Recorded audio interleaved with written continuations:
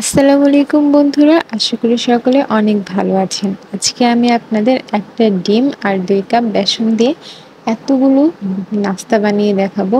এই নাস্তাটা খেতে কিন্তু দারুণ মজা আর বানানো খুবই সহজ। তো ভিডিও শুরু করার আগে আপনাদের কাছে আমার অনুরোধ, প্লিজ আমার চ্যানেলটাকে আপনারা সাবস্ক্রাইব করে রাখবেন, পাশে থাকা বেল আইকনটি অন করে রাখবেন। আর ভিডিওতে একটা লাইক করবেন আর কমেন্ট করে জানাবেন আমার রেসিপিটা আপনাদের কেমন লেগেছে। সো চলেন শুরু করা যাক। তো এখন আমি এখানে নিয়েছি পেঁয়াজ কুচি আর কাঁচামরিচ কুচি নিয়েছি, সাথে একটু লবণ দিয়ে পেঁয়াজগুলো একটু ভালো করে ভেঙে নেব হাত দিয়ে ডলে। বেশি ভাঙবো না, হালকা করে ভেঙে নেব। তারপর এখানে আমি ধনিয়া পাতা কুচি দিয়ে দেব। এগুলো একসাথে সব মিক্স করে হালকা হাতে মেখে নেব। তারপরে এখানে আমি বেসন দিয়ে দেব 2 কাপ। 2 কাপ বেসন দেওয়ার পর এখানে আমি সামান্য পরিমাণ লবণ দিয়ে নেব। লবণ যেহেতু আগে দিয়েছি আবার একটু দিয়ে নিলাম। তারপর এখানে দিয়েছি কর্নফ্লাওয়ার, কালো জিরা, এখানে ভাজের ফাঁকি, ধনিয়ার ফাঁকি, জিরার ফাঁকি আর গোলমরিচের ফাঁকি দিয়েছি, সামান্য হলুদ আর আদা রসুন বাটা অল্প অল্প হাফ চামচ করে দিয়েছি। এখানে একটা ডিম ভেঙে দিচ্ছি, দিয়ে এখন ভালো করে এগুলো মিক্স করে নেব। আর হ্যাঁ, সাথে কিন্তু আমি সামান্য পরিমাণ চিনিও দিয়েছি। আপনারা চাইলে চিনিটা বাদ দিতে পারেন, বাট চিনিটা দিলে একটু বেশি মজা লাগবে। তো চিনি দেওয়ার পরে এখন আমি অল্প অল্প পানি দিয়ে এটা মিক্স করে নেব। তো দেখতে পাচ্ছেন আমি কিভাবে মিক্স করছি। এভাবে অল্প অল্প পানি দিয়ে তারপর মিক্স করে নেবেন, একবারে সব পানি দিবেন না, তাহলে কিন্তু এটা ব্যাটারটা পাতলা হওয়ার সম্ভাবনা থাকে। আর যেহেতু এটা আমি অনেকক্ষণ ফেটবো, সেহেতু পানিটা কম করে দেওয়াই ভালো, কারণ ফুটতে ফেটতে কিন্তু হালকা একটু পানি উঠবে। তো দেখতে পাচ্ছেন আমি কিভাবে করছি। এভাবে নাড়াচাড়া দিয়ে পুরোটা মিক্স করে তারপর একসাথে ভালো করে নাড়াচাড়া দিয়ে হলো প্রায় 5 থেকে 6 মিনিটের মতন আমি ভালো করে ফেটে নিয়েছি। ফেটার পরে দেখতে পাচ্ছেন কিরকম হয়েছে। আর ব্যাটারটা বেশি পাতলাও করিনি, বেশি ভারীও করিনি। তারপরে একটা বাটিতে পানি নিয়ে দেখবেন, যদি এরকম বেশি ওঠে তাহলে বুঝবেন আপনার ব্যাটারটা পারফেক্ট হয়েছে।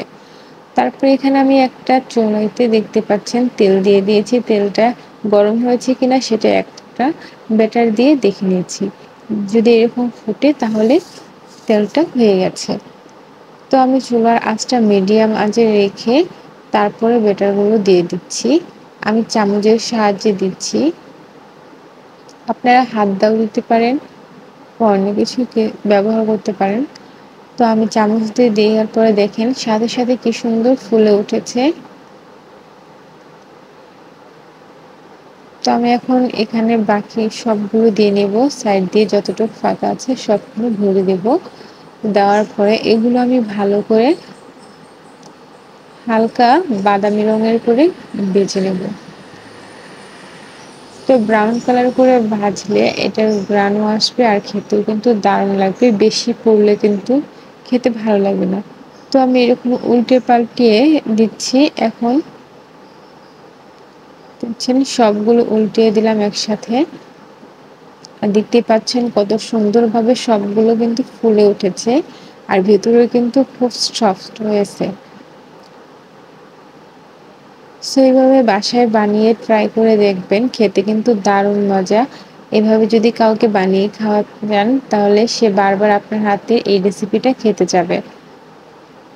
আর এটা বানাতে বেশি খরচ না, অল্প কিছু উপকরণ দিয়েই কিন্তু বাসায় বানানো যায়।